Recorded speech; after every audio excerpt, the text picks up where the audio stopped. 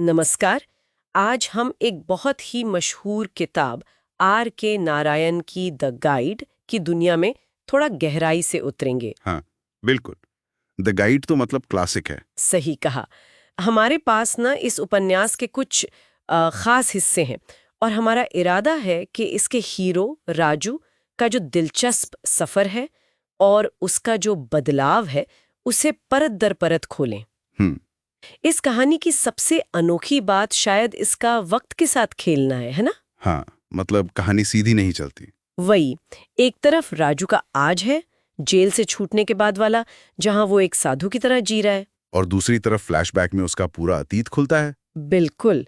तो यहीं से शुरू करें। हाँ, ये जो कहानी का आगे पीछे जाना है ना, मतलब फ्लैशबैक और प्रेजेंट के बीच कूदना, ये हमें राजू के दो अलग-अलग चेहरों को एक साथ देखने का मौका देता है। अच्छा, कैसे? देखिए, एक तरफ वो चालाक, दुनियादार गाइड हम्म। और दूसरी तरफ ये एक तरह से मजबूरी में बना हुआ साधु। हम्म। और कहानी शुरू होती है जब राजू जेल से छूटता है, एक अनजान गांव पहुंचता है और नदी किनारे बस डेरा डाल लेता है। और वहीं गांव वाले उसे गलती से कोई बड़ा महात्मा समझ लेते हैं। हाँ, बिल्कुल।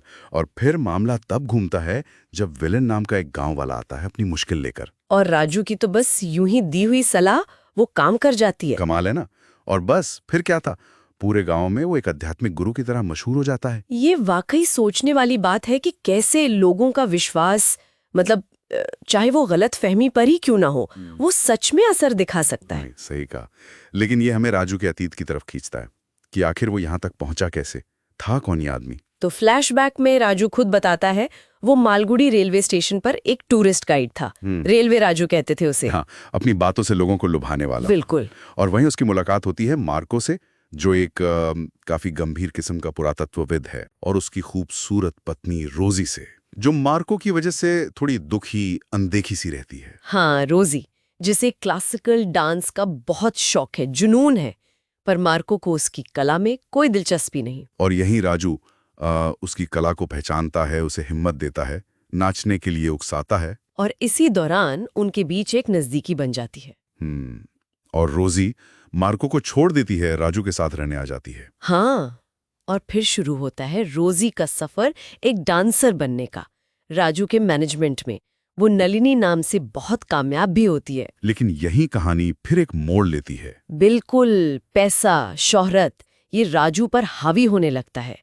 वो अहंकारी बन जाता है, हक जताने लगता है। रोजी की जिंदगी पर, उसकी कमाई पर पूरा कंट्रोल चाहता है। और हद तो तब हो जाती है जब वो पैसों के चक्कर में रोजी के जाली साइन कर देता है। और पकड़ा जाता है, उसे जेल हो जाती है। यही राजू के किरदार की जो जटिलता है वो उभर कर आती है ना? बिल्कुल। वो एक ही साथ कितना आकर्षक है, मौके का फायदा उठाने वाला है, धोखेबाज है, और शायद कहीं ना कहीं अपनी गलतियों पर पछताता भी है।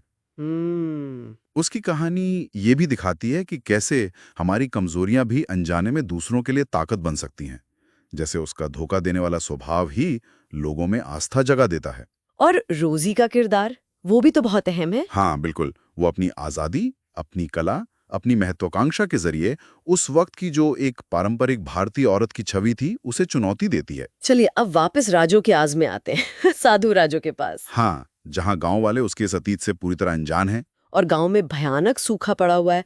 लोगों की आखिरी उम्मीद अब राजू ही है। और वो उससे मिन्नतें करते हैं कि वो बारिश के लिए उपवास रखें। राजू तो पहले हिचकिचाता है, वो जानता है कि वो कोई संत नहीं है। हाँ, वो इस भूमिका से बचना चाहता है, लेकिन गांव वालों की अटूट श्रद्धा और हालात का दबाव, वो धीरे धीरे उसे इस उपवास को गंभीरता से लेने पर मजबूर कर देता है। और ये उपवास उसके लिए सिर्फ जिस्मानी तकलीफ नहीं रहता, बिल्कुल। बल्कि एक मौका बन जाता है अपने अतीत को, अपनी गलतियों को, इस नई पहचान को समझने का, उस पर सोचने का। और अंत, उपन्यास का अंत तो बस कमाल है। हाँ, बहुत पावरफुल है। उपवास से राजू बहुत कमजोर हो जाता है। वो गिर पड़ता है और कहता है पहाड़ियों में बारिश हो रही है। और बस कहानी वहीं खत्म हो जाती है। हमें पता नहीं चलता कि क्या सच में बारिश हुई, या ये राजू के अंदर का बदलाव था, उसकी आत्मखोज का आखिरी पड़ाव, जहां वो अपनी ही बनाई भूमिका में सचमुच विलीन हो गया। नारायण हमें कोई सीधा जवाब नहीं देते। सही कहा। और यही इस कहानी की खूबसूरती है। ये प्यार, धोखा, शोहरत का खोखलापन, नाकामी और आखिर में शायद मुक्ति की तलाश, इन सब मुद्दों को छूती है। हाँ, राजू की यात्रा ये दिखाती है कि कैसे बाहरी दबाव और लोगों की उम्मीदें भी एक इंसान को खुद को देखने और त्याग करने पर मजबूर कर सकती हैं, चाहे वो अंदर से कितना भी फ्लॉड क्यों ना हो। वाकई नारायण इंसान के मन के विरोधाभासों को बड़ी खूबी से दिखाते हैं। तो जाते जाते एक सवाल छोड़ जाते हैं श्रोताओं के लिए। क्या सच्चा बदलाव या आध्यात्मिकता हमेशा अंदर की आवाज से ही आती है, या फिर कभी-कभी बाहरी हालात और दूसरों के अटूट विश्वास वो भी हमें उस रास्ते पर ले जा सकता है जिसके बारे में हमने कभी सोचा भी